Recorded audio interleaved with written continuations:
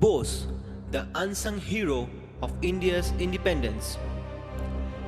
It is said strong time creates strong men, and strong men in turns create weak times. In 1887, when the time was stronger than titanium, a man was born in Cuttack on 23rd January.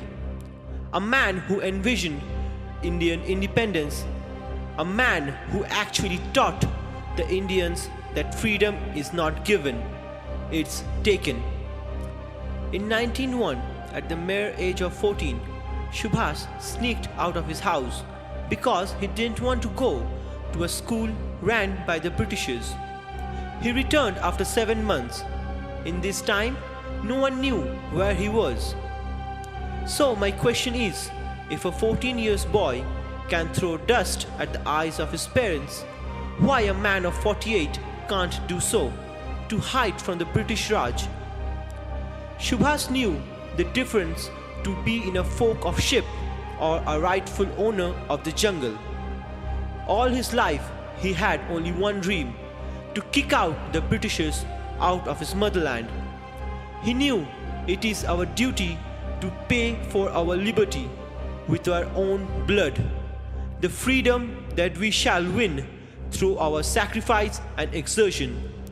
We shall be able to preserve with our own strength. In 1918, Subhas beat up a teacher with sandal in Presidency College because he insulted his religion. He has already stricken a fear in the mind of the Britishers that their days are numbered. Bose left India in 1919 for England with a promise to his father that he would appear in the Indian Civil Services examination. He went to study in Fitzwilliam College, Cambridge, and matriculated in 19th November 1919.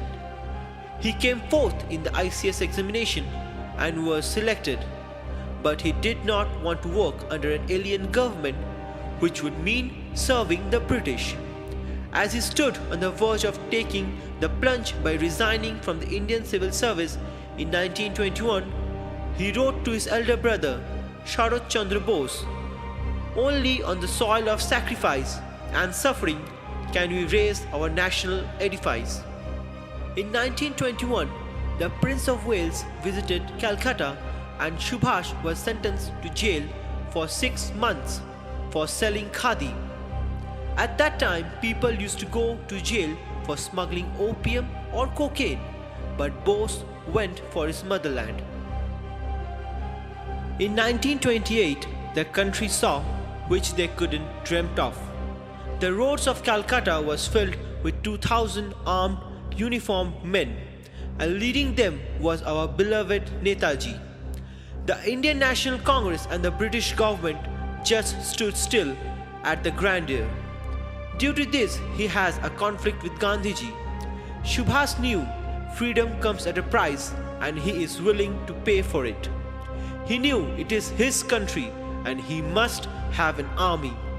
But when Gandhiji was asked about this, he said, "It's nothing but Bertram Miller's circus." Seeing the uprising tension in the country, the British government and the Congress elected Bose to be the mayor of Calcutta. But in 1931, Bose was again sent to jail, and this time he was infected with tuberculosis. He went to Austria for treatment and rest, where he met Emily Schenkel. Bose returned to India, and by this time he was a mass popular leader. He formed Forward Bloc, a new party of independence. On the outbreak of war, Bose advocated a campaign of mass civil disobedience to protest against Viceroy Lord Linlithgow's decision to declare war on India's behalf without consulting the Congress leadership. Having failed to persuade Gandhiji of necessity of this, Bose organized mass protest in Calcutta calling for the Holwell Monument, commemorating the Black Hole of Calcutta, which then stood at the corner of Dalhousie Square, to be removed. He was thrown in jail by the British, but was released following a 7-day hunger strike. Bose's house in Calcutta was kept under surveillance by the CID. Bose decided to seek help from the enemies of British to free Mother India. Bose escaped from the British surveillance from his Elgin Road house in Calcutta about 1:25 am on 17 January 1941, accompanied by his nephew Shishir Kumar Bose in a German-made Wanderer W24 sedan car, which would take him to Gomho railway station and then state of Bihar, India. Netaji Subhash Chandra Bose, in order to free India from the shackles of British imperialism, organized the Azad Hind government from outside the country on October 21, 1943. Netaji set up the Provisional Government of Independent India, known as Azad Hind, and transferred its headquarters at Rangoon on January 7, 1944. On the 5th April 1944, Azad Hind Bank was inaugurated at Rangoon. Netaji was able to capture most part of eastern India before the surrender of Japan in Second World War. It was in 1945 when Bose was traveling from Saigon to Tokyo. His plane crashed and he is said to be dead. But did he actually died is a real question, and the answer to this is unknown. But this is his legacy maybe. Because of this paradox, Bose will never die in the heart of Indians and the world. Netaji is not just a name, it's an emotion to which all the Indians are attached to. And still, when we today hear the lines of his famous speech, "Give me blood and I will give you freedom," we still feel a goosebump in our body. Our heart beats faster and our eyes fill with tears for this unsung hero of our independence. This is where Netaji will always reside, that is, in our heart. The hour has struck, and every patriotic Indian must advance towards the field of battle. Only when the blood of freedom-loving Indians begins to flow will India attain her freedom. Inqilab Zindabad, Azad Hind Zindabad. অরণ্যে তুমি সাজানো বাহিনী, তোমারে কাহিনী সাজাও ধরণী, মরণী মরণী তুমি তো মরণী।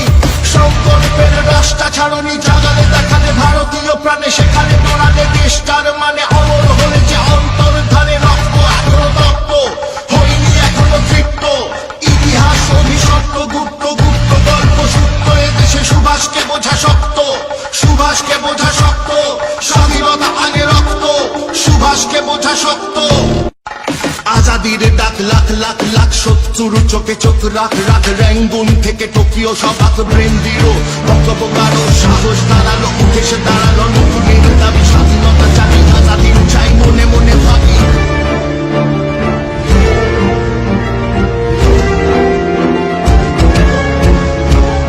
বিপ্লবী তুমি বিপ্লব চাই, বিপ্লব মানে রক্ত। সমস্ত সময় বিপ্লবে দেশে সুভাষকে বোঝা শক্ত।